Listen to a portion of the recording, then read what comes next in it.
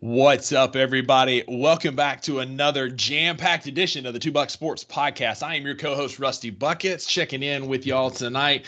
Guys, we have an awesome episode ahead tonight. There's so many good things that happened this week. I hate to say good, but, things that needed to happen. And we'll get to that here in a few minutes. But first, I want to welcome in my esteemed colleague, Uncle Buck here. If you're watching on YouTube, you know what episode this is. Right, Uncle Buck? Yeah, so I got so excited. Everybody knows that in my past life I was a rock and roll star, and so there's been this jersey sitting in my closet since October 30th of 2014. Man. That's when my band Surviving Allison went coast to coast, ended our tour by playing at the 50-yard line of a Carolina Panthers New Orleans Saints Thursday night football game in Charlotte. And so everybody knows I'm a Saints fan.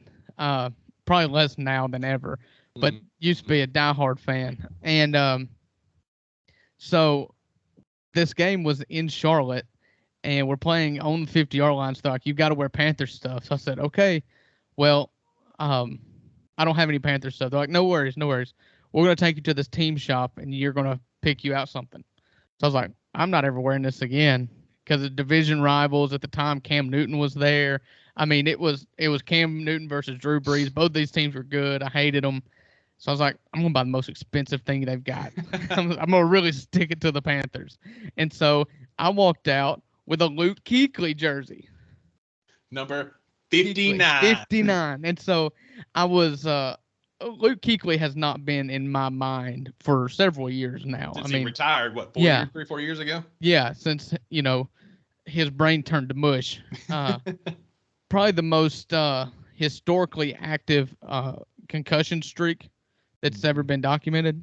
But I was Googling. He was healthy, man. Oh, man, he was great. But I was Googling famous 59s like I do for every episode, every week. And I wanted to shout out initially. I was like, well, this is perfect because he is currently the head coach of an NFL team that is shocking the world right now. D'Amico Ryans was the first one that I saw. Yep. And I was like, Luke Kuechly, and I immediately jumped out of my chair and ran downstairs and found my jersey. It's Luke Kuechly jersey day. I have not worn this jersey since October the 30th, 2014. And so, and I wore that at halftime, went up into the stands, took it off, and was wearing my New Orleans Saints shirt underneath it as we watched the game. Yeah. What a perfect way to wear. We're getting into some cool numbers. We're supposed to get some big uglies, starting with episode number 60 next week, our Thanksgiving episode. But what a perfect time to break the jersey back out in celebration of episode number 59. 1 year this podcast. Well done, sir. Yeah, I'm excited. I'm excited to wear it. 9 years. Yeah. All right, man. Tell me, let's start with our beef. Let's get that out of the way first. What was your beef this week? You got anything that happened? Put me on the spot. We're going to start this podcast off with the worst thing that happened of the week. Let's get it out of the way, man, so we can celebrate.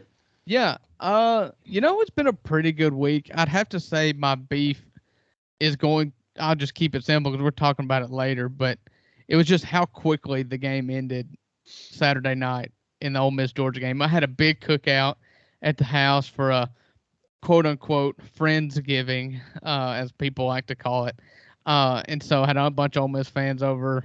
We cooked out, had a bunch of our neighbors and, local friends over, and we watched the game, and it just got out of hand. Not as out of hand, though, as the Mississippi State game that we'll talk about later. Yeah.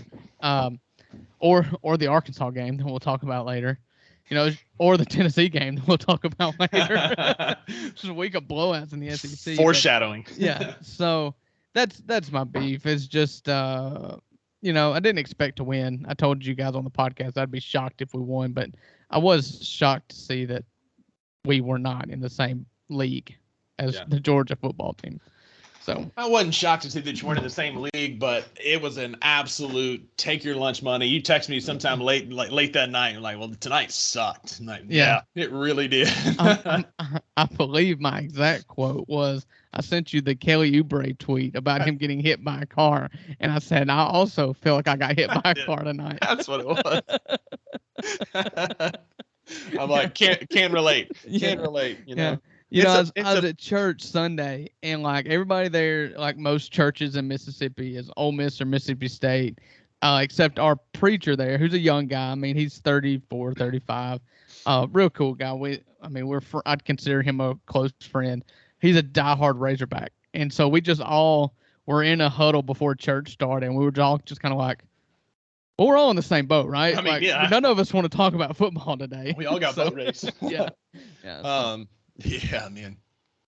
And that's kind of my beef, kind of leads into my beef this week. We're going to go straight sports. Normally for our listeners, we kind of give you a little sprinkle of conversation here that may not be so much sports. Wait till I get to my best. We're going to talk about something other than sports for a minute. I love it. Well, my beef is also, it kind of parlays into my best, and it's the situation that Zach Arnett was in. It was a tough situation. He inherited a talented football team, but he made mistakes in trying to revamp the offense and do a lot of things differently. And I just hate that it ended the way that it did for him. He's a good dude. He's a great defensive coordinator. If you've been living under a rock, you didn't know, maybe not, but Zach Arnett was relieved of the head coaching duties of the Mississippi State football team. And if I'm a guy like Lincoln Riley, I've already called him for a job, but we'll get into that here in just a little bit. He could start tomorrow in USC. They don't have one. Yeah, they ain't got nobody. But I just hate the situation he was put in with Coach Leach passing last year at such an inopportune time. I mean, there's never a good opportunity to pass away, but it was just a tough time to pass away and really left the program in, a dire situation. Just such a weird way to put that. I know, man. It is. It's just such an inopportune time for him to die. I know. And then as I said that, I'm like, I got to backtrack here. Like, the same thing I thought about my boss. Like, what was he thinking?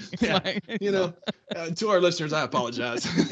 It's been a day. Anyway. I'm rebuilding a substation right now, and I've said on many occasions, like, Danny just had to go and die, didn't he? Like, miss you now more than ever. Yeah, can relate. But yeah, shout out Zach Arnett. Hate that it went down the way that it did. That's my beef is the situation he was in, how it ended for such a great defensive coordinator and just a good dude. So that's my beef for the week. How about, all right, hit me with your best. What you got? Yeah, let's say we'll go with my best. I'm sure yours is going to go right into coaching search. Right into it, baby. And my best of the week was I tried my hand at a smoked turkey. And so as I've talked about on this podcast, I was given a green egg for a wedding present from a friend of the podcast, Andrew Farrell's Home and Outdoor. Can't tell you the new address, but I used to be able to rattle off that old radio commercial. Yeah. 807 South Parkway, 1609 South Harper Road in Corinth, your Cub Cadet headquarters. That's it. Yeah. But I've always wanted to smoke something on it. I've always grilled on it burgers or, whatever, the run of the meal, thrown in a pizza every once in a while. I was like, I want to smoke something. So me and Haley got to talking and like, well, I want to host a Thanksgiving thing for our friends here locally. And so we had 4 of our closest family friends, come over, and I was like, I'm going to go smoke a turkey. And so we had a date night Friday night. So Haley and I went to Corinth, we went to Kroger. And funniest thing, you're going to get a kick out of this. So it's just me and Haley. And so I'm just being silly. It was just me and her, the kids, to get to like be a kid. And so every time we'd walk around the aisle, I'd be like, where's them birds at? I need a bird. And so it turned around the aisle, where are the birds at? And I finally saw them like in the corner. I was like, there's them birds. And, just took off running and said, honey, come look at these birds. And so they're frozen, in the shrink wrap thing with the netting around it, whatever. We get up to pay, and there's a 17-year-old guy that is, let's say hey to Braxton. What up, BB? And there's a 17-year-old kid that is running the cash register, and we know he's 17 because he had to, right week before we got up there, somebody was trying to buy some alcoholic beverages, and he had to get on the intercom and said, will someone older than 18 come help me? So I'm just like, we get up there and I said, hey, look at them birds. What do you think about them birds? And he was just like, them some nice birds, And I said, slides it across. Yeah. And there's an 18-year-old kid that was bagging it. And I said, what do you think about them birds? He's like, oh, they're nice. I was like, you know how you can tell if it's a good bird or not? He said, how? I said, slap it and you'll know. And I'll do the sound effects.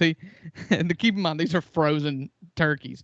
And I got 2 of them. He just looks at me. He goes, that's a good bird. I said, I know. scans it, goes to the next one, slaps it, and it looks at Halen. And he goes, "That's a good bird." And to his coworker, he said, "Hey, you know how to tell if they're good birds or not? Slap them and find out." An 18-year-old kid bagging it, slaps both birds. He said, "Them some good birds." And look, Halen's like, "Told you those were some good birds." And we just had a big kick out of it. But I got Saturday. I put both them birds. I seasoned them. And I put them on the grill for 5 hours at 275 degrees. And let me tell you something, Rusty. I've never created such a delicious delicacy in my life. I sent you pictures of 3 birds on Saturday with you and Lauren. And y'all sent me a picture of 2 birds, and I responded with a picture of 3, 2 of which were on the grill. And I'm telling you, those people, I told them when they walked in, I said, "You better eat all you want. You can have all you can want, but you're not taking any leftovers." And we're still eating turkey. Yeah. So yeah, man. That's my best. It was literally the best turkey I've ever put in my mouth. I saw something the other day, not all that long ago, actually. It said, when men turn 30, you have 2 choices. You get really into smoking meats or really into World War II history. There's no in between. I'm glad it goes either way. I'm glad you went the appropriate way. Yeah. So you can feed your family. Smoked meats. Yeah. Oh, man. I'm already thinking about what I'm going to do next. I'm going to try some ribs next. Listen, this would have been circa, like, I got a smoker as a wedding gift way back in a previous life. And this would have been circa like 2010 or 11. And I bought like I think it was like a dozen chicken quarters, like the leg quarters.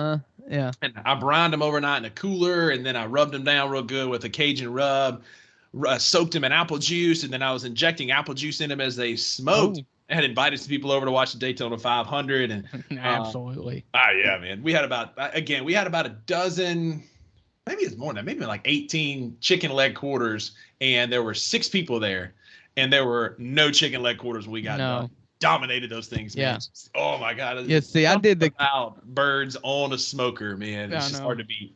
I injected them with Cajun, the Zatarain's Cajun liquid stuff. Mm-hmm. And then I didn't have a rub or anything, but I had some Cajun sauce that we just use on French fries or whatever, and I just coated it. Mm-hmm. And it was the skin, because I didn't brine it or anything, but so like the skin was like crunchy. Oh yeah. And oh man, it was fine. Mm-hmm. I mean, the picture looked incredible.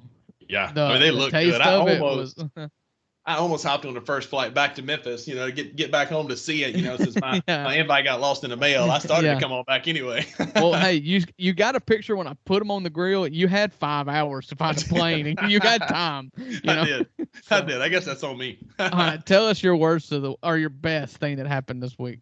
It's going to sound insensitive, but the best thing that happened was Zach Arnett getting fired. That Mississippi State program, our team has been getting consistently worse since Arizona, and losing the fan base, in turn losing NIL money. And it was the time, we talked about it in our group chat this week, and I think the timing was to prevent any more regression in our NIL money that we're going to need to rebuild this program next year through the transfer portal. And God bless him, Zach Arnett had shown no signs of life in this program, that he was going to be able to turn it around, that he was the guy that was going to lead us back into prominence. And so, Drew, it is officially plane tracking season in Starkville, Mississippi. We need to get our logins ready for our USA flights so we can know what planes are being chartered in and out of Columbus Airport, because that's where all the people fly in if you're coming to Starkville. And so it is officially plane tracking season. Drew, we'll kind of go right into the coaching search.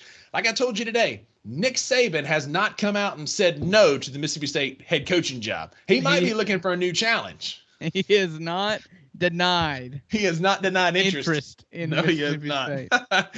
Neither has Bill Belichick. Neither has insert any coach here. But we've been talking about it kind of all week, and we'll kind of go right into that. Again, I don't want to sound insensitive to the situation, but it was the right move. And I got a short list of coaches that I would prefer, and we can kind of talk through this. And let's go big picture first. Yeah. All right, so let's talk about the firing of Zach Arnett. I know, and allow me just to play devil's advocate. Ultimately, I'll just lay my card on the table. I think it's a move that had to be made. However, I do think there are some potentially costly side effects, and side effects that obviously was not unexpected.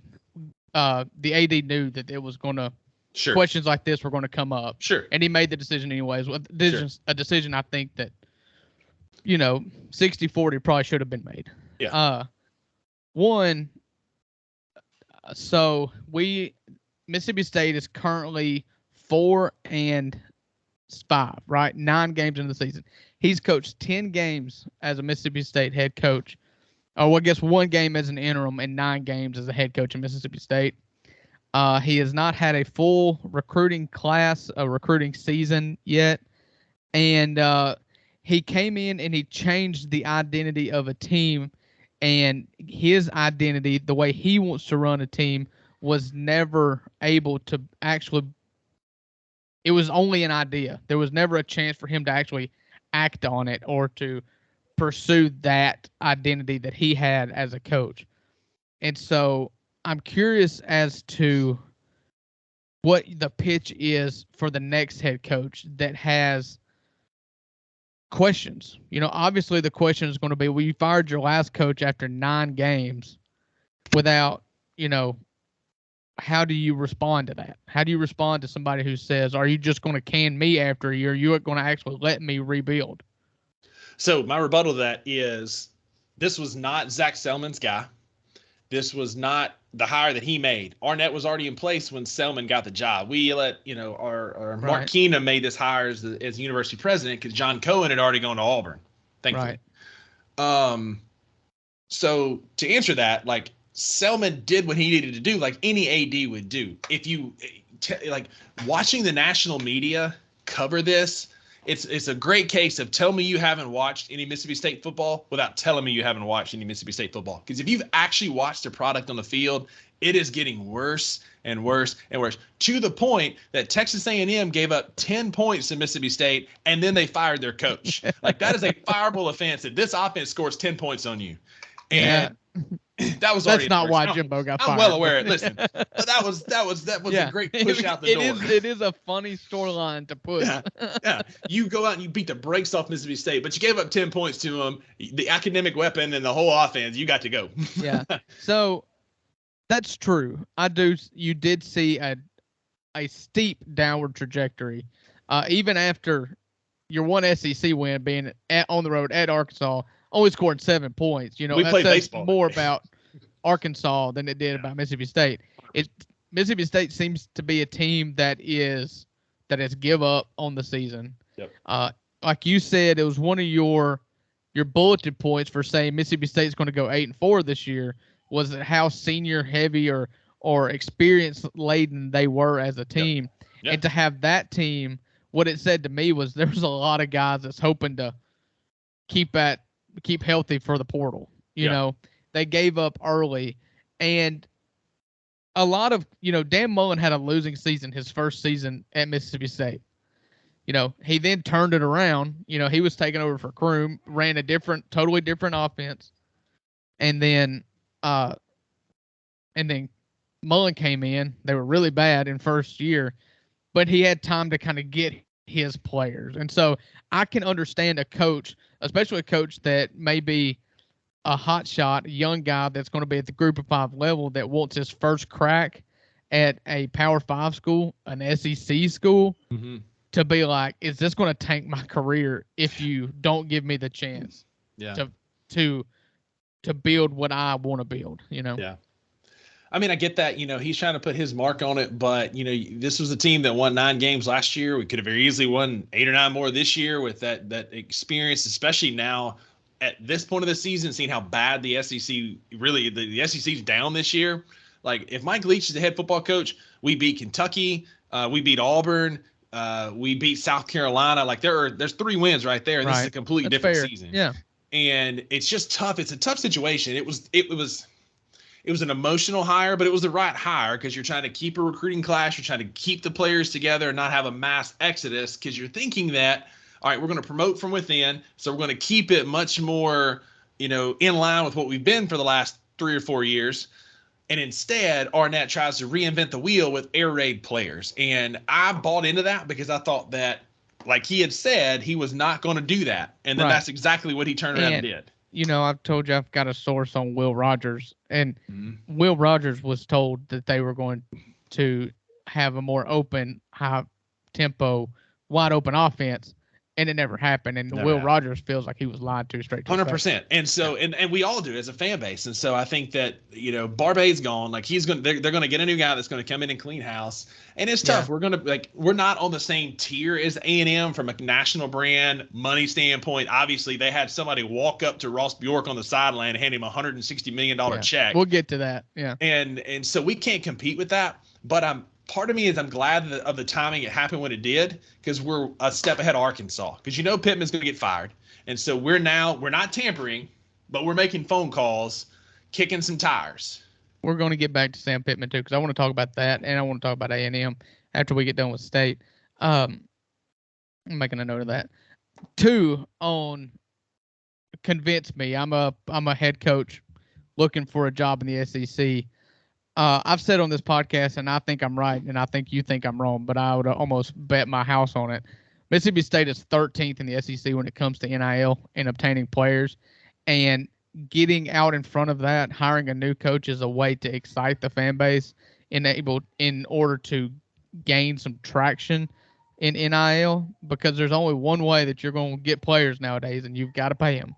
Yep. And so what does Selman say to your guy that you want from Liberty?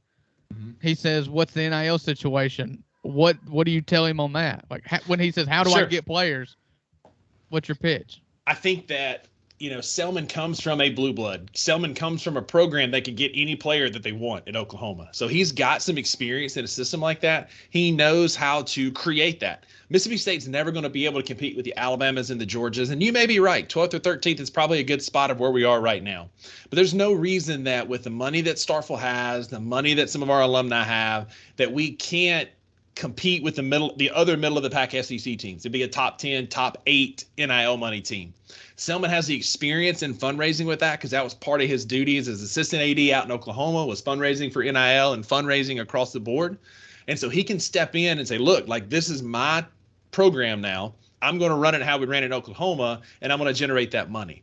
There's money to be made. We just got to go get it. We haven't had a product that is worth that so far.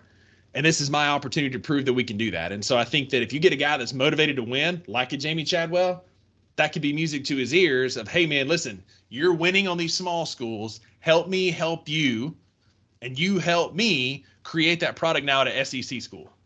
Yeah, and you've got to come up with the money, and Selman's going to have to empty his Rolodex. He's going to have to go through everybody he's got. And I don't know how much money's at State. Ole Miss is at a weird kind of thing where, Ole Miss is the knock on Ole Miss is that, they're all lawyers and crooked and, dirty, rotten scoundrels. But it is people who typically have their degrees. What they're known for is their law school and their med school. And so there is like an avenue for raising money. I'm curious where State goes to generate that outside of, you're obviously going to have a crowdfunding campaign from fans. Sure. But there's the money high in blue dollar collar stuff. Too. There's money in blue collar. Big farmer, big ag, agriculture is huge in the state of Mississippi. And most of those cats went to Mississippi State. And so these are guys that you're going to have to go tap in, and you need somebody that's from that neck of the woods. A guy like Dan Mullen, whose name keeps coming up on Twitter. And like I told you the other day, next person that mentions Dan Mullen or Gus Malzahn, I'm going to punch him right in the mouth. But a guy like Jamie Chadwell, who is from Tennessee, he's a Southern guy. He can connect with some of these blue-collar guys, might be the guy that can get some of those cats that aren't donating yet to start donating, to start padding those pockets.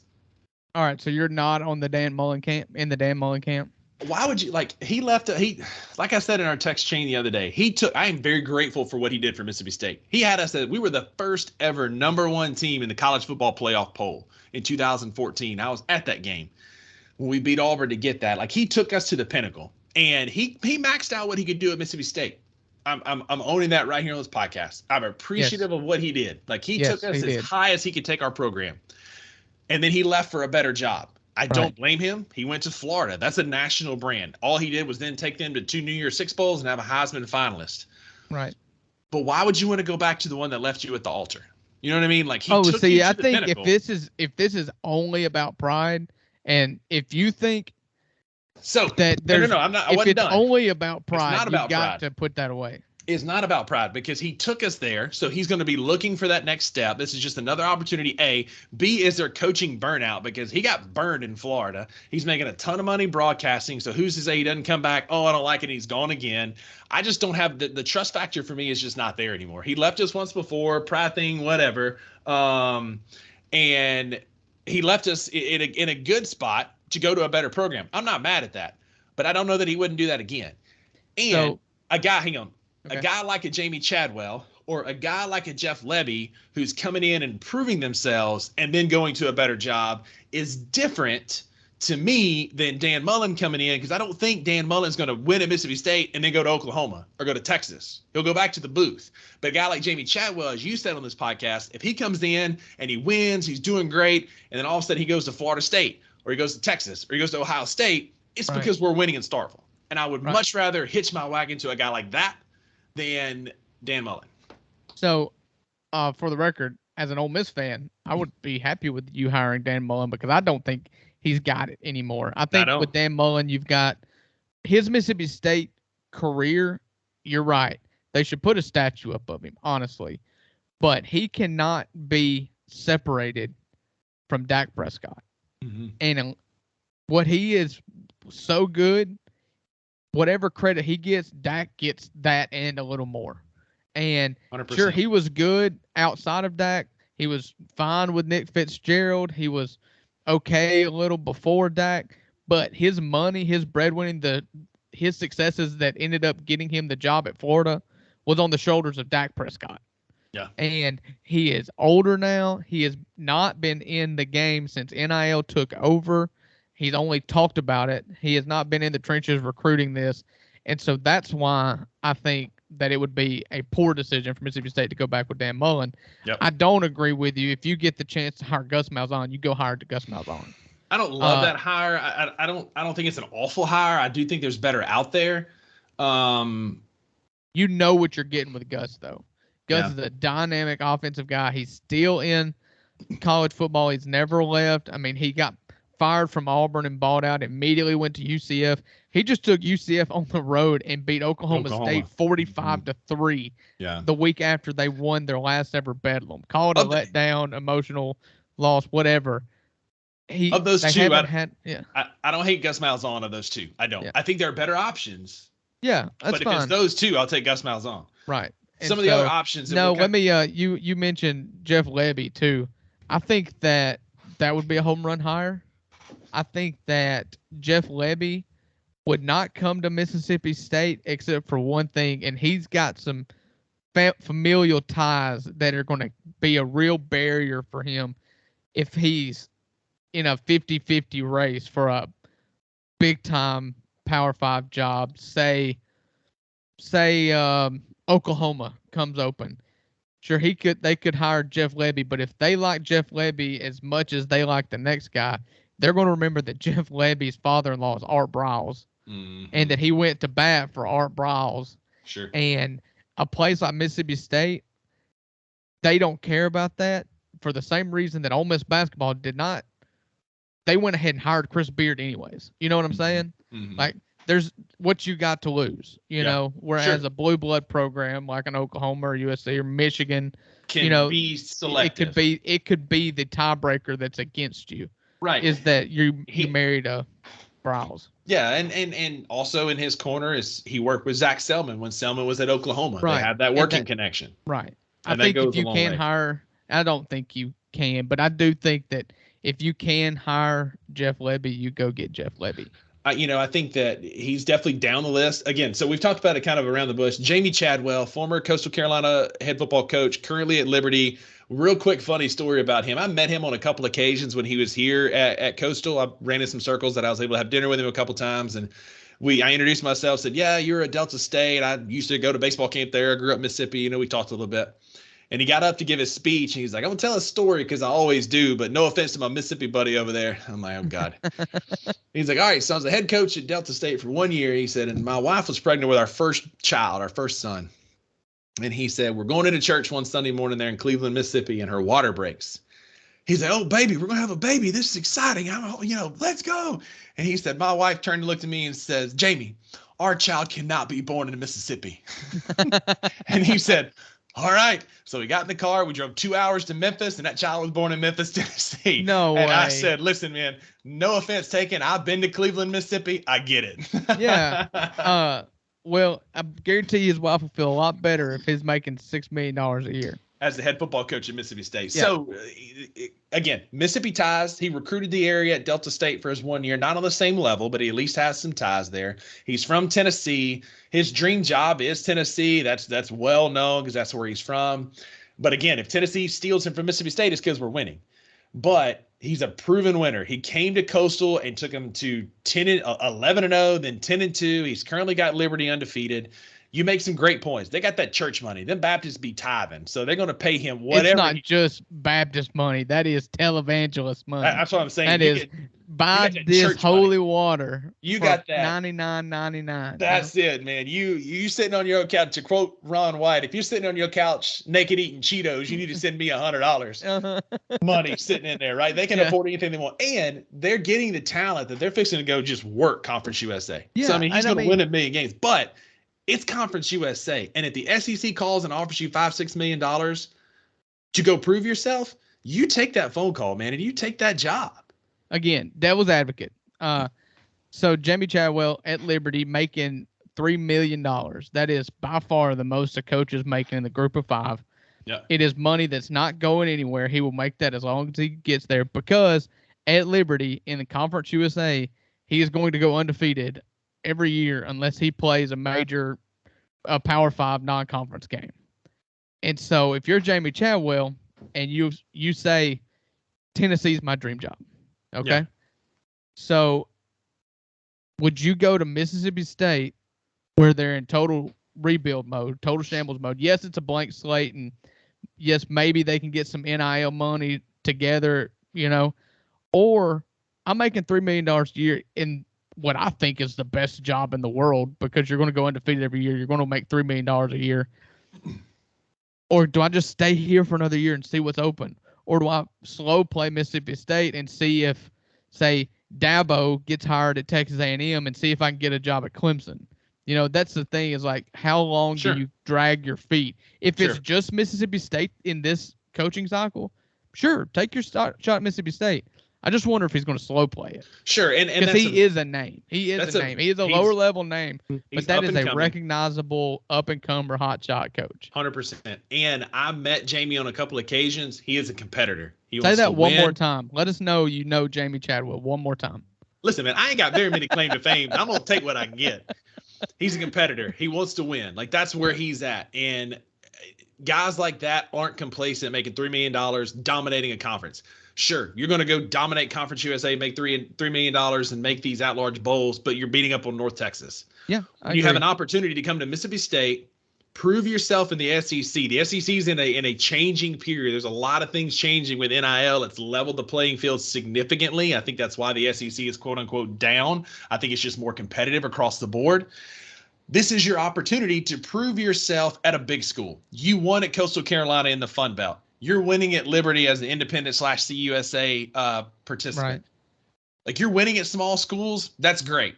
What can you do at a big time program? Because the step from Mississippi State to Tennessee, I feel like, is a lot smaller than a Liberty to Tennessee. Because Tennessee is as bad as they are in most years, they're still a national brand that can get just about any coach that they want.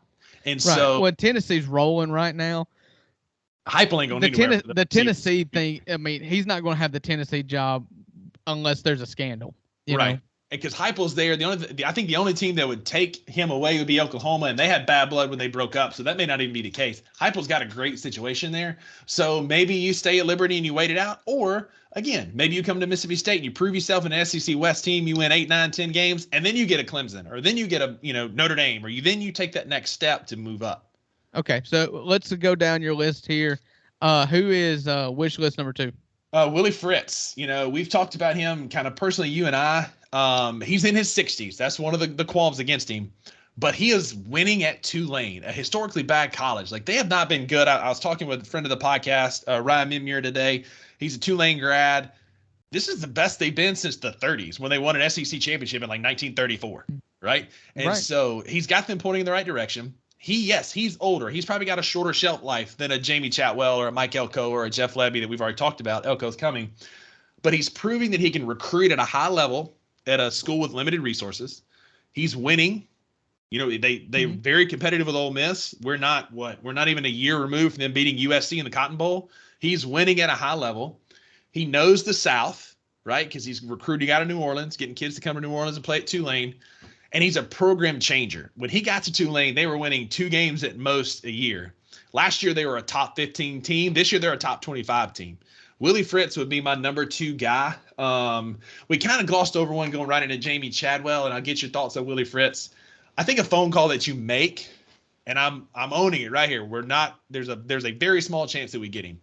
But I think a phone call that you make is offensive analyst at USC, Cliff Kingsbury. He's in the Mike Leach coaching tree. I think you kick the tires. You make him tell you no. Like he probably has, A&M's probably more likely a destination for him than Mississippi State because of his Texas ties and where he grew up and playing at Tech. He was OC at OC. A&M. And so he's got ties there. But that's a phone call that you make and at least say, hey, man, what do you think about coaching at Mississippi State? So those would be my 2 that I would say next, and then I've got 2 more after that. One more. We've already talked about Levy, but I would say Kingsbury is a call that you make. He's an offensive genius. He can help, rebuild a program. Does he say yes? Probably not. But that's the phone call you make. And Willie Fritz. Yeah. So on Fritz, you kind of outlined my devil's advocate here is that he's 60 in his mid 60s. He has built a program that's really good with a really good quarterback. He's coming off. Read the last few games that they've had at Tulane. 7-point win against North Texas, a 2-point win against Rice, a 3-point win against East Carolina, and a 2-point win against Tulsa. And so he's eking them out. And trust me, I'm pulling for Tulane because I want them in the Access Bowl so that we're not playing the Group of 5 team in the Access Bowl because they won't do a rematch. I think I talked about that last week. Yeah. So I don't want to play Liberty or, SMU or Memphis or whoever comes out of the Group of 5. So, Fritz, I feel like that's a safe hire. I feel like that's the last call you make. Cliff, it's just not going to happen. I'm not saying it is, but it's the phone call you make. Like you said, Nick Saban hasn't said no yet. So. You call all these people, man. Selman, if I'm Selman, I've called Nick Saban, Kirby Smart, Urban Meyer, Jim Harbaugh. I've called them all. Just making sure they're not interested. Cliff Kingsbury, to my recollection, has never been a college head coach. He's been a coordinator. I believe, Arizona probably made a mistake by hiring Cliff Kingsbury, the Arizona Cardinals. Yeah. I also think I can't envision Cliff what his perception is, really loving to recruit. You know what I'm saying? Yeah, he is not a trenches kind of guy. And he ain't a Starkville, Mississippi kind of guy. He's much more of a maybe like a Gainesville, Florida, or he ain't Miami. He ain't coming to Starkville. He looks like Hollywood. Dion has made it very known that he ain't never coming back to Mississippi. Mm-hmm. And I feel like Cliff is going to have that same mindset. Like, I ain't going to Mississippi. We love ourselves here. Yeah. Public Nobody persona. Else does. Yeah. All right. Every other state's motto is thank God for Mississippi. But and the last name is Mike Elko at Duke. Those are the ones that or no, 2 more. So Mike Elko at Duke, you'd be another home run hire. He can recruit at a high level. He's winning at a program that has high standards academically that's hard to get in. They've kind of limped to the finish here towards the end of the year. They've had a lot of injuries. But Mike Elko is a name that's going to come up in a lot of jobs. I think he's on a list at A&M. He'll be on a list at Arkansas. He's the name that's going to come up consistently. And then my last one is Rhett Lachey. If nothing else, thank you. Exactly. If nothing else, so that we can hear these Mississippi guys try and butcher his last name, much like I just did. Those SMU teams score points by the truckload, and high-powered offense. It kind of would back up that air raid well, and so those would be my last 2 candidates for the Mississippi State head coaching job. All right. So Mike Elko, he is in his 2nd year at Duke, correct? Mm-hmm. All right, so last year he went. Man, why do they not have the numbers here? Oh, there it is. 8-4 overall, 5-3 in conference. Conference wins against Virginia, Miami, Boston College, Virginia Tech, and Wake. Mm-hmm. This year, I'm going to make an argument for Mike Elko that you're not going to like, and it is that nobody would know who Mike Elko was if they didn't beat Clemson in week 1, a Clemson team that has struggled mightily this year. Like I said, I'm just devil's advocate. I think he's a good coach. Mm-hmm. But when people are talking about him like A&M or Mississippi, especially A&M, where they're just like, and I feel like they're throwing him out because he is the quote unquote in-house option. He left he was the DC at Texas A&M, so it makes sense that he may want to come back. I just don't understand. Like, he's solid, he's good, but especially at a school like A&M, I don't understand what the draw for them to want him is off of 2 pretty good seasons, I guess, at Duke. And it has been done at Duke before. Like David Cutcliffe had them Won there. in a had them in an Access Bowl against Johnny Manziel. You know, Spurrier won there way back before it's even relevant to this conversation. Yeah. But I mean, it can be done. Yes, it is harder, but I just don't. I think he'd be a great fit at Mississippi State. He seemed like a blue collar guy. I think Mississippi State would have had a huge bump if they got Elko. I think it'd be a really big surge and a lot of excitement to start if they got Elko, because we all know the name Elko brings championships. And it's just like Mississippi State to go chasing after all this excellence and go hire Elko.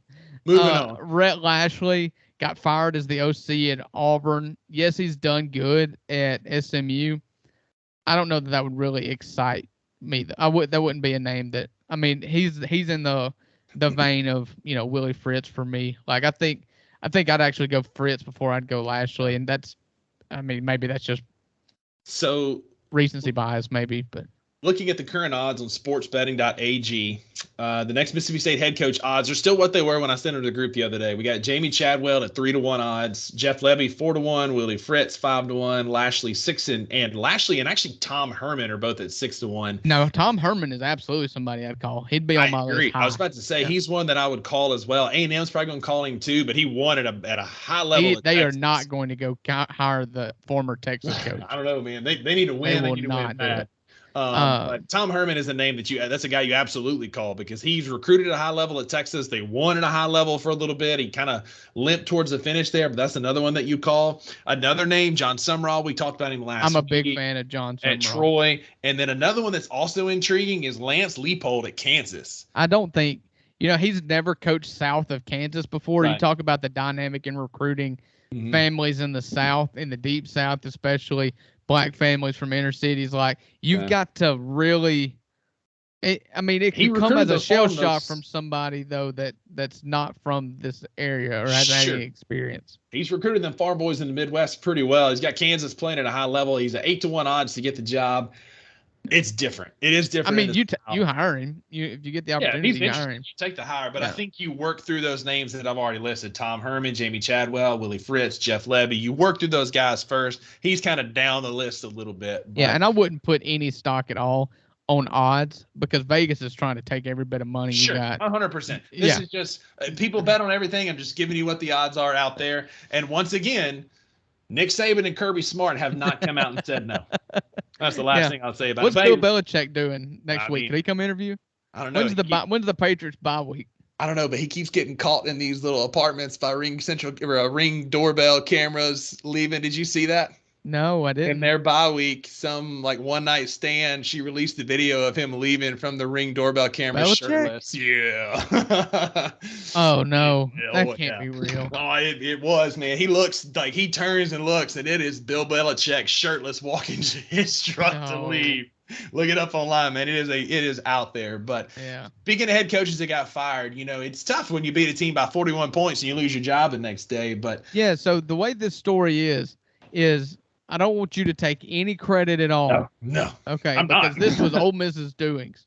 Oh my God, it was Jimbo They Fisher's voted doings. Thursday after the Ole Miss loss, and the board, and Ross Bjork's gonna take all the credit, but everybody knows money talks at Texas A&M, and Ross Bjork just wears the empty suit in that athletic department.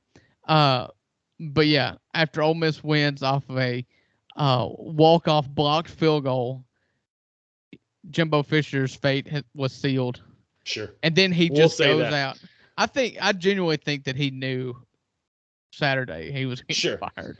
But here's the reality of why he got fired. We'll come back out of that pie in the sky plan there. But the final total of what Jimbo Fisher is going to make from A&M is he has made a total of $125.5 million, $30.4 million from 2018 to 21, 22 to 23. He made $18 million. That's going to come out to a total of $2.8 million per win, $4.3 million per SEC win, and $12.5 million per top 25 win. That's why he's getting fired. That is some bad money, man. That you're having to pay $12.5 million per top 25 win. That's why he got fired. What's the best job in the world, Rusty? A fired college football coach, bro. Yeah, I'm telling you, nobody has fleeced anybody. No. You know, Bonnie and Clyde ain't got nothing on Jimbo Fisher. I'm telling you, I feel so jealous of Jimbo Fisher right now. He got in January, he's getting deposited into his account $19 million. And every January following that, he will get $8 million for 7 years and do nothing. And this is the thing. College football contracts, for coaches that get fired, there's typically offset language is what it's called, to where, say, Jimbo Fisher goes and takes a Mississippi State job. And Mississippi State says, we're going to pay you $3 million a year. Well, then Texas A&M would only be on the hook for the difference. So $6 million. There is no offset language in this contract. So it don't matter if he takes a job at Mississippi State making $100 million a year.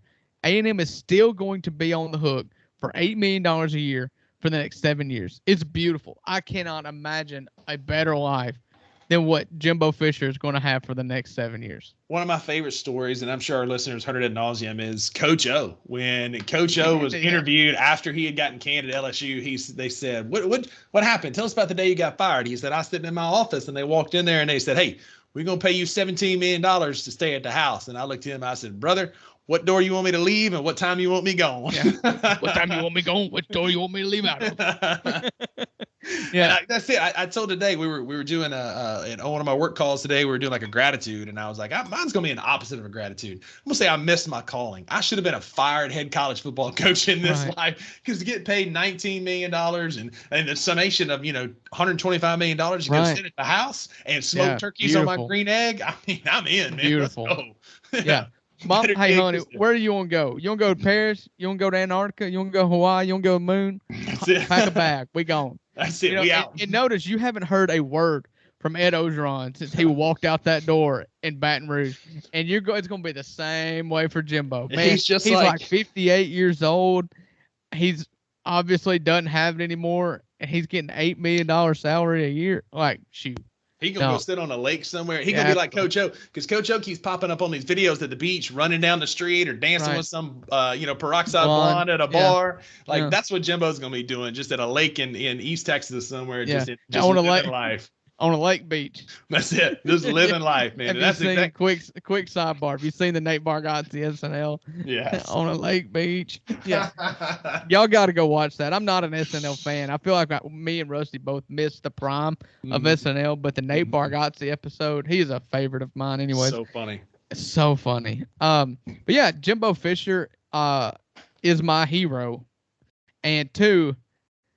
Well, him and Jimmy Sexton. Him and Jimmy Sexton, his agent, who got that deal. Yeah. But, hey, anybody would have made that deal. Like, they say Jimmy Sexton controls college football, and in a certain aspect, I guess they're right. But all he does is look out for their clients, and the market determines that the colleges have no say in them. Like, they have no negotiating power at all, given the contracts that other people are giving coaches around the world. It wasn't gonna happen. No. So that's got the potential to really get a serious coaching carousel going around here. Yeah.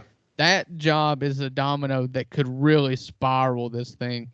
And it's gonna have some tentacles that affect Oxford, if I'm just being honest with you. Because Lane Kiffin didn't say no. Lane Kiffin is not a option at Texas A&M. That's coming from Texas A&M guys. The guy that broke the story that said Jimbo got fired said unequivocally Lane Kiffin is not a candidate at Texas A&M. And All I'm saying is Lane Kiffin did not outright say no. That's fine. You're missing the point. You're hoping too much. So the point is Lane Kiffin's never going to do this, and this is a totally different conversation. It's a conversation that I've had ad nauseum on this podcast. I wish that Lane would deny. This is what Dan Lanning, when asked about the A&M job, this is what Dan Lanning said. Did you see it? I'm going to read you the quote. He nailed it. He handled it appropriately. I'm going to read the quote for everybody here because this is what I would love to hear from Lane. Okay? He said, oh, please. You got to be kidding me. It just reloaded. Of course it did. Everything I want exists right here. I'm not going anywhere. There's zero chance I will be coaching somewhere else. I've got unfinished business here. There's a lot I want to accomplish here at Oregon. My number one priority is being elite at Oregon. He goes on to say, a lot of coaches hang on to these moments and don't do anything or say anything. One, because they don't want to have egg on their face when they decide to do something else, right? Two, because they're concerned about things I'm not concerned about, like getting a better contract. I'm taken care of extremely well here at Oregon. I'm not motivated by that. So that is definitely one way to handle it. He shut it down. Yeah. I don't believe him one bit. See Nick Saban circa 2007. Yeah, Miami Dolphins. Yeah. And so see Tommy Tuberville. You know, he will forever be known for in Oxford as the only way I'm leaving Oxford is in a pine box. And then he goes to Auburn the next day. Well, they may have carried him over there in a pine box. We don't know that. Yeah. And so that's what I want out of Lane, though. But Lane's not going to do that. I've given up on him doing that. He likes to have his name out there. He's a prideful guy. He wants to have all the bargaining chips that he can have. But he's just not going to do it. But Dan Lanning would be my first call at Texas A&M. Yeah. If Dan Lanning does take that job at Texas A&M, that's when I worry about Lane.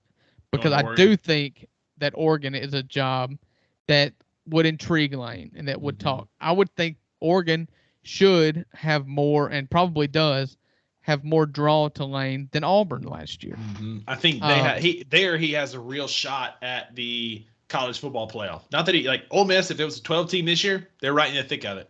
But Oregon's going to have more resources. They got the Nike money. They're going to have more opportunities for him. It's flashy. Now, the downside to Oregon is you're navigating a new conference. They're going to the Big Ten next year. We all know that Lane likes the beach, and you're going to go into the Pacific Northwest and then play a lot of games on the road in New Jersey, Michigan, Columbus, Ohio, Seattle, Washington.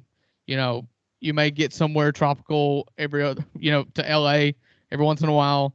But I just don't think that personality-wise, I don't think the Pacific Northwest is the destination. And it seems like destination matters. Like Lane wants to work somewhere that he enjoys being. He always talks, that's why Miami was so, everybody wanted to talk about Miami. It's because everybody knows that Lane loved living in Boca.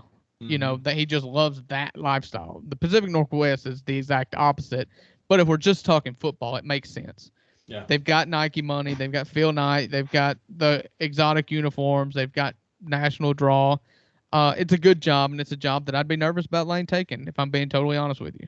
Sure. I don't think Dan Lanning is going to leave. I think he's waiting for a bigger job. I think he's waiting for an Alabama, an Ohio State, something like that. I don't know that he leaves Oregon for A&M. He might. I'm going to say, don't think so. If Dan Lanning does go to Texas A&M, and this is the same conversation we were having 6 years ago when Texas A&M hired Jimbo. If Dan Lanning goes to Texas A&M, look out. Yeah. Because A&M is a machine now. A&M's problem is A&M fans and boosters. Mm-hmm. They cannot get out of the same way. It's the same thing Alabama struggled with for so long after Bear Bryant, is that everybody wanted a say in how the football program is run and the people that are recruited and where's money spent and everything. Roster decisions. Everybody wanted a hand in it. What Nick Saban did when he left the Miami Dolphins to go to Tuscaloosa is he said, everybody get out.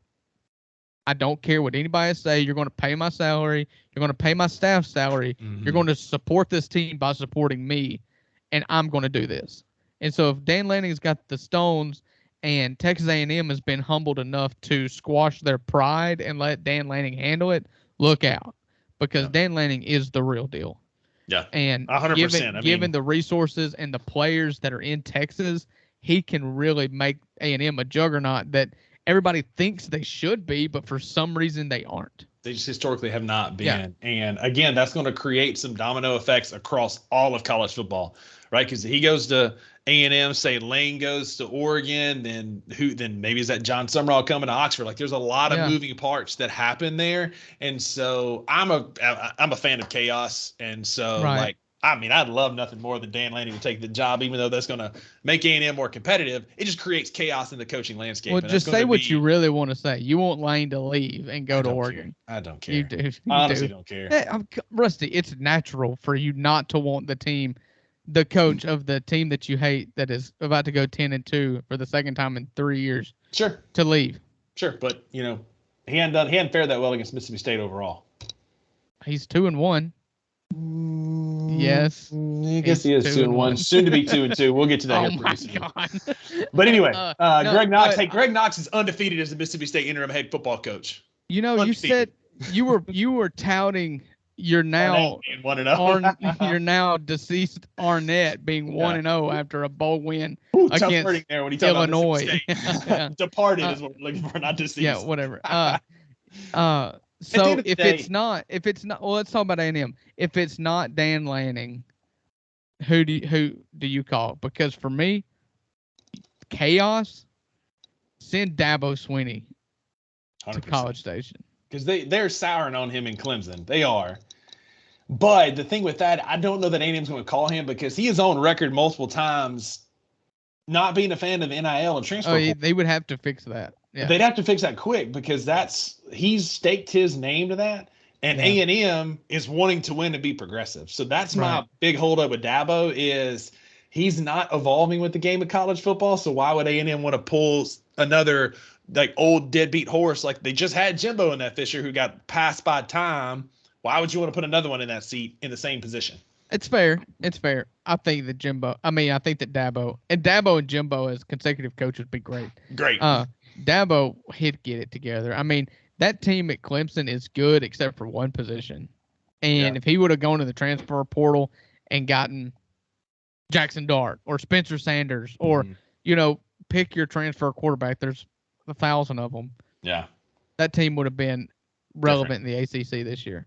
That and if Will Shipley's brain worked, but he keeps getting concussed. But go ahead. And then lastly, we'll talk about Sam Pittman. That's the other job that's fixing to come open. I don't know why it hadn't happened yet, but so here's what I've heard: is that Arkansas has an NIL problem in regards to football. Now basketball, they got blank check. You can see Musselman has gotten them to back-to-back. Oh, in the last 3 seasons, they've been to 2 Sweet 16s and an Elite 8. Like, he can get whatever he wants. He's got a blank check. But there ain't enough money to go to football as well if you're not producing. And so what you've got in Fayetteville is a lot like what was in Oxford when Ole Miss fired Matt Luke. Mm-hmm. This was before NIL, and it was before transfer portal. But what happened was there were some high and mighties that were staunchly against Lane Kiffin. And the money was making some threats that said, if you hire Lane Kiffin, we're going to do this, or we're going to pull that, or whatever. And Keith Carter ultimately just said, screw you, I'm hiring him. Mm-hmm. And it worked out, okay? What's going on in Arkansas, from what I've heard, is that the money wants Gus Malzahn. If you want more NIL money, go hire Gus Malzahn. So what has happened is that they've inquired with Gus, and Gus is not interested. And so now they're stuck with, do we make a change for change's sake without being able to offer a coach anything? You're looking like you're going and competing against Mississippi State, and both schools have no money, or you're getting third pick behind A&M and, whoever else opens up down the field, And so there's kind of a power struggle there with the old guard, the people with money want to hire Gus Malzahn, but Gus isn't interested. So what do you do? And I think that's why Sam Pittman hasn't been fired yet, is because they don't want to make a move without knowing what their next move is going to be. It's probably, if this whole thing bites Mississippi State in the butt, it'll be for the same reason. It's that you've made a move without knowing what your next move will be. This is chess. This is not checkers. And 9 times out of 10, big time programs who do this well, who don't make impulse decisions in coaching, like hiring and firing, like Ole Miss did with Luke and what Mississippi State did with Arnett, is that you kind of know your next move before you make your first move. And they're not willing to just go fire Sam Pittman just to go hire Rhett Lashley or, Willie Fritz, somebody that's not going to inspire any donors, because that's what this is about. Football is no longer about recruiting as much, personalities and coaching, recruiting and being good in living rooms as much as who's got a bigger checkbook. That's the state of the game that we're in, and you've got to get a guy that knows the system. That's why Dan Mullen is not a great option. College football has evolved. Like, you have to get these guys that are able to recruit, generate NIL money at a high rate, and it may be a guy at a smaller school that's winning there, but you have to, like you said, you have to know who your next move is, which kind of makes me think that Selman's got with his connections across college football and his dad's connections, like there may be something already in the works. I don't know. But you have to be playing chess, not checkers. You have to be aware of the landscape of college football right now, and that's getting guys that can generate money. And because at the end of the day, right now, coaches, while they're still recruiters, you're fundraisers. You're on the trail recruiting these kids, and then you're popping in at these local Rotary clubs and high schools and different things and talking and generating money as well. So you got to get a guy who's good at fundraising as well as recruiting. Yeah, and so that's the reason why I thought that Texas A&M made the move when they did. I think I told you, I know I told some friends, I think Texas A&M's got their guy, or they at least have an idea and some good vibes from a couple of guys. And so when I started seeing names like Mike Elko trickle out yesterday and today, it made me think, like, are they going to their third option? Because you don't fire Jimbo and pay him out $100 million and then go hire Mike Elko as your first option. Right. I think you've got to have somebody that you're excited about to make that move when they did. Shown some mutual interest. Right. And so then they started floating out Mike Elko today to test the waters. It feels weird to me. It makes me wonder if they are getting passed up from, maybe they think Dan Lanning's comments were legit. You know? Yeah. And Herman and Urban Meyer, some of these other guys, they're going to call, are saying no. Yeah. So it's interesting. I do love coaching search season. I do too. I love it. I do love Fly to Where. I honestly loved it when Ole Miss was in it. I mean, there was nothing more exhilarating than when you started getting reports that, okay, Lane wants the job. Lane's, let's talk to Lane, to, oh my goodness, Keith Carter met with Lane, to, oh my goodness, I think something's about to actually happen. And then you're just refreshing message boards until the report comes. It's like, oh my God, they hired Lane Kiffin. It was such a whirlwind, and it was the same thing. Honestly, when Matt Luke got fired, I was like, because he was not going to get fired. And then Elijah Moore PP'd in the end zone. Yeah. And then all the money people's like, okay, it's time. So you got to, I think Matt Luke may be getting fired, and you get excited, and so you're refreshing, and they're like, oh my God, he got fired. And then it's like, funny story, Keith Carter appreciates you. Keith Carter is the athletic director at Ole Miss, former Ole Miss All-American basketball player, who took over the athletic department as the athletic director just months before Lane Kiffin took over. He had a final two he came out with. He said if it wasn't Lane Kiffin, he was going to hire the Appalachian State head coach, Elijah Drinkwitz. And if there's not a better two this year, like, you're looking at that, and then he went and hired Chris Beard, and it's like, he can do no wrong, it seems like. It seems like he's got a good pull. So, I mean, if Lane were to leave, I don't want Lane to leave. I'd be extremely sad. But I do trust him. We talked about how we never trusted the Grizzlies front office, and now it's like we got Zach Kleiman. I trust him. All in. Yeah. I trust Keith Carter. I know that he's got a little scratch pad somewhere with some names on it in case. But and to tie up on all this coaching carousel and stuff before we wrap up with a little bit of Grizz talk in fantasy football, it kind of comes full circle. Like, this is Zach Selman's chance. This is your opportunity to prove yourself. You got a fresh slate. You're the AD. This is your time to make a move. Go get somebody. Like, don't somebody, like, go get somebody. Like, be that AD that's ballsy and goes after a guy like a Lane Kiffin. Go get that guy. Don't just settle for Willie Fritz because he's a winner and he can do things. Like, go get a guy. Go call Cliff Kingsbury and make him tell you no. Yeah. Like, go get somebody. This is your chance to prove yourself that you can do this, that you're connected, and that you're one of the up-and-coming ADs in college football. And you don't get fired for one coaching or one wrong coaching hire. Exactly. If this one fails and then the next one fails, you're done. Right. But but swing and miss on a big name, man. Go for it. Why not? So, Presti, Steve Presti, what's the Oklahoma Thunder GM? Yeah. Presti. Anyways. Presti, I think it is. Yeah. I know it's Presti. I couldn't remember the first name. He is, they love stockpiling picks, whatever. He has said, and I agree with him, but he's like, you don't take a swing and miss. You don't take a big swing with the 24th pick of the draft. Mm-hmm. You take a big swing with the first pick of the draft. And he's like, you don't necessarily go chalk, swing for the fences. Giannis, if somebody would have drafted Giannis with the first overall pick, it would have been the biggest swing of all time, but it would have worked, And so take your big swing when you've got the absolute best chance, or when you're at your lowest. Here's your chance. Take your biggest swing. You call Cliff Kingsbury and you call Tom Herman. And when they tell you no, that's when you start moving down the board. But you call those guys, man. Why not? What's the worst thing that's going to happen? Jeff Traylor at UTSA. Yeah. Yeah. I also like GJ, what's his name at Texas State? GJ Kinney.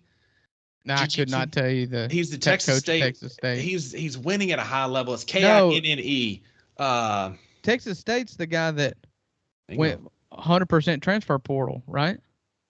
Mm-hmm. What's his name? It's G as in girl, J as in Joey, Kinney, Kinne. He went 100% transfer portal. They were the second team behind Colorado with the highest roster turnover. He's another hot name that's come up. He's floated up a few times on Mississippi State message boards and on Twitter. I don't know that he's the guy, but he clearly understands college football because Texas State is winning football games, and he attacked the transfer portal pretty hard. He's another name that I would watch out for the Mississippi State head coaching job. Okay.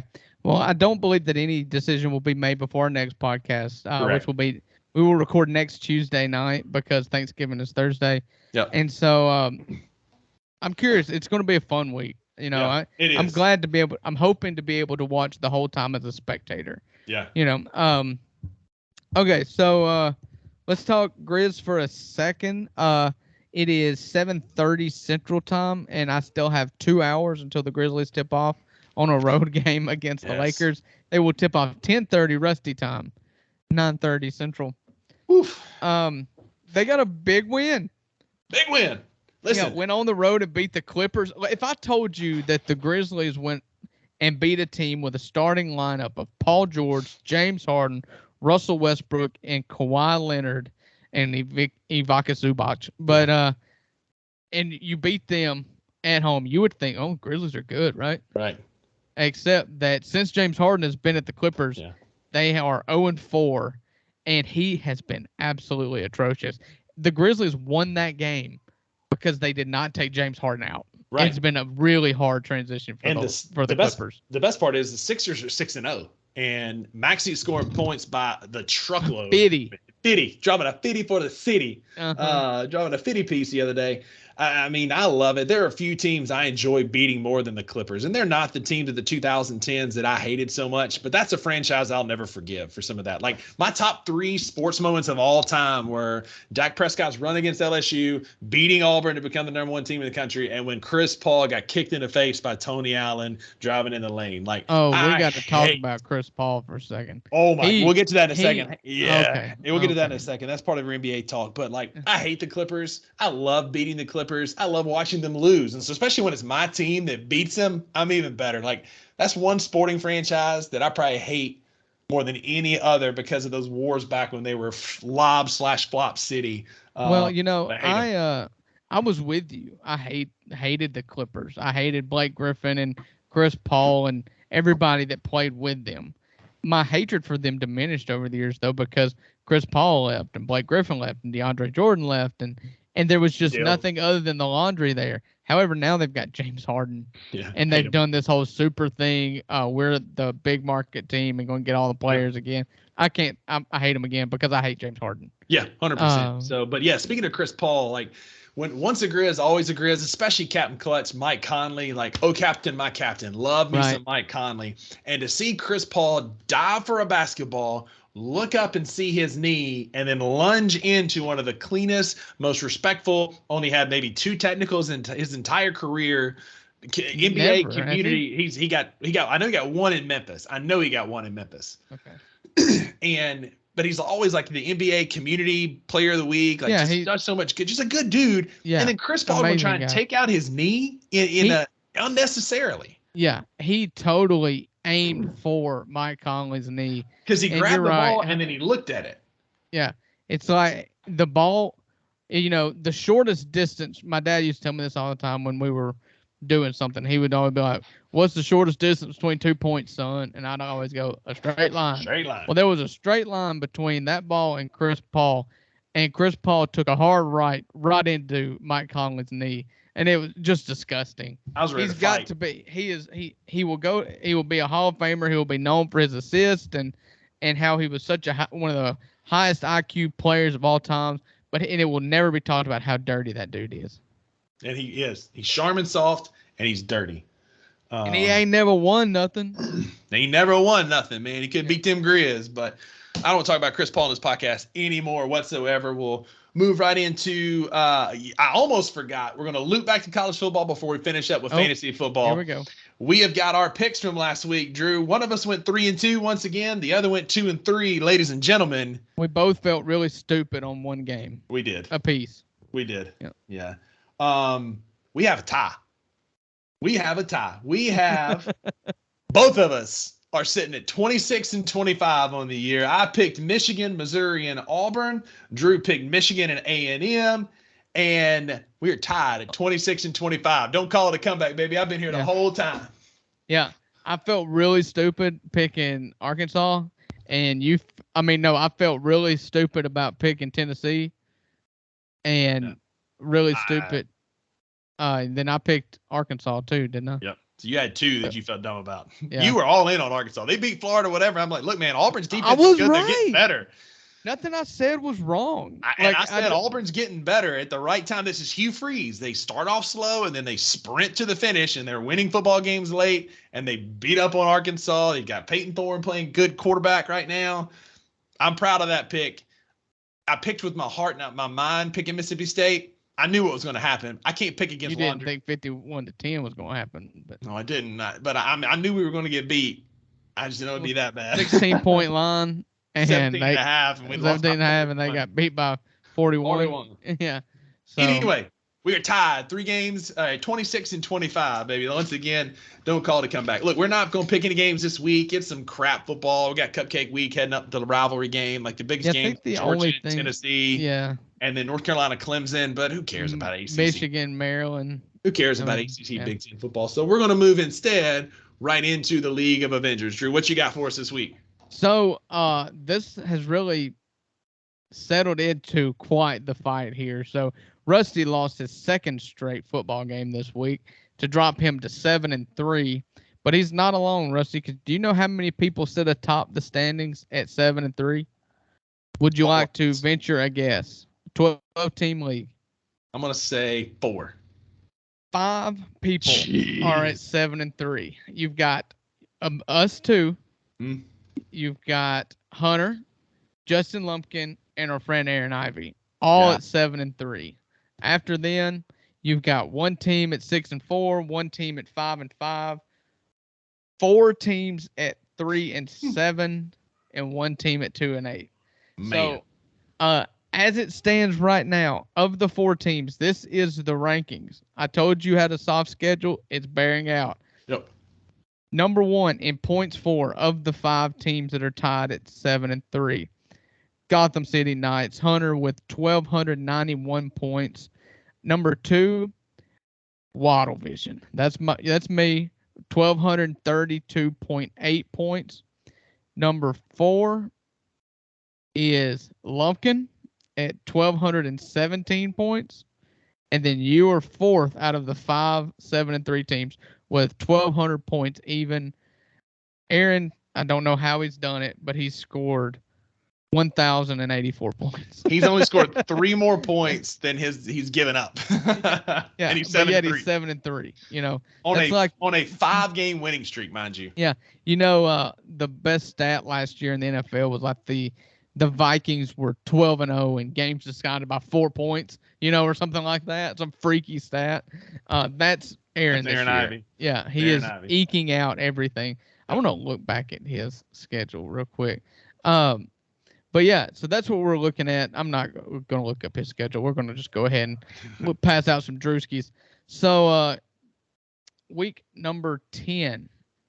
I had a 30-point win over our buddy Zach. As we said, Rusty had a disgusting loss to the Kuman Torch. He only paltry 93 points. Bye weeks hit me hard. Yeah, so Buddy Stevens Award. There is an obvious winner. Obvious. A winner that is greater than any win of the season. And that's my 30-point win. So I'm going to give myself, watch me crown myself with the Buddy Stevens Award crown. It's just a 30-point win, nothing outrageous. We had some incredibly close games. We got a text message this morning from our buddy Hunter Shaw of the Gotham City Knights. He lost by 1 point exactly to Neasy to put him at 2 wins this year. And Kirk won a nail biter 157-150 over Andrew this week. Yeah. You're talking about USC game of the week right there. Pac-12 game of the week. It was a barn burner. So Kirk got that win 157-150. I tell you, there's been no better player in fantasy football this year for me than Keenan Allen. I love Keenan Allen with all my heart. His team stinks, but man, he's good. Yep. And look out, because Justin Jefferson is coming back. Space Dobbs has resurrected the Minnesota Vikings. The Pastronaut. The Pastronaut has resurrected the Minnesota Vikings and given them enough hope to bring back Justin Jefferson off of, instead of just leaving him on the shelf for the rest of the season. There you go. Yeah. There's your league of vendors. I guess it goes, I didn't say it, but I said it. Al Gore Award winner, Andrew Farrell, 150 points in a loss this week. That's tough. You score 150 most weeks, you're winning in our league. But yeah, that's our show for the night, ladies and gentlemen. Thanks for sticking with us, tuning in. If you were listening to this, you know where to find us: Amazon, Google, Spotify, Apple. We're on YouTube if for some reason you want to see our ugly mugs. I think our mamas are the only ones that do that. But we appreciate y'all tuning in regardless. You can find us on all social media platforms at the number 2 Buck Sports Podcast on Twitter and Instagram, and then just 2 Buck Sports Podcast on Facebook. Thanks for participating in our polls. Dropped the ball this past Saturday and completely forgot our picks. But stay tuned, more coming. We'll be asking a lot of questions, especially in some of the football season winding down. We got holidays coming up. Be on the lookout for some polls and some questions on there. Give out some rewards or something. We got some stuff in the works. We do. So y'all stay tuned. We got some good stuff coming as we close out 2023. Uncle Buck, enjoyed it, buddy. Enjoyed it, man. Play our music. Let's go. See you.